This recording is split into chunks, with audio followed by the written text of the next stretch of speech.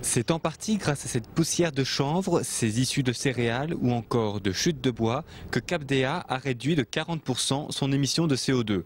La coopérative agricole basée à Ascensières fabrique des granulés déshydratés pour l'élevage à partir de luzerne ou de pulpe de betterave, une activité qui demande une forte consommation d'énergie. Ce process de prendre de la luzerne fraîche et humide ou de la pulpe dans les usines de sucre pour la transformer en aliment du bétail est un process qui consomme beaucoup d'énergie puisqu'on chauffe à haute température pour enlever l'eau.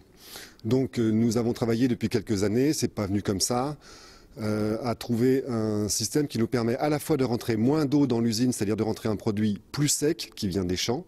Et donc depuis quelques années, nous avons remplacé le charbon par de la biomasse locale, et je spécifie bien locale, c'est-à-dire des plaquettes de bois issues de la région, de la poudre de chanvre qui viennent de la chanvrière et des issues de céréales, le triage des céréales qui sont livrées dans les organismes stockeurs du département.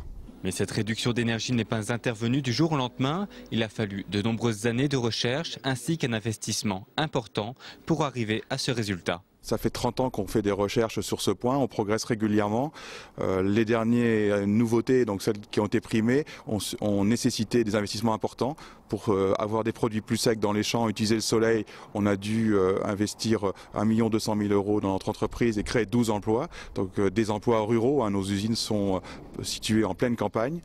Et nous avons aussi investi dans un four biomasse qui a été primé avec l'aide d'Oseo pour développer des nouvelles technologies. Tout cela a donc permis à Capdea de réduire sa consommation de charbon tout en conservant ce process. Cet investissement important est en partie compensé par des coûts moins élevés en énergie. Nous utilisions, on l'a cité, des énergies qui sont en dollars, qui viennent d'importation. Aujourd'hui, les biomasses sont locales, elles sont en euros et ça nous permet d'être moins sensibles au prix d'achat de l'énergie. Ce procédé a été mis en place dans les 3 usines de la coopérative agricole. Des économies d'énergie qui expliquent le prix reçu pour cet effort en faveur de l'environnement. Une preuve qu'agriculture, industrie et environnement peuvent cohabiter.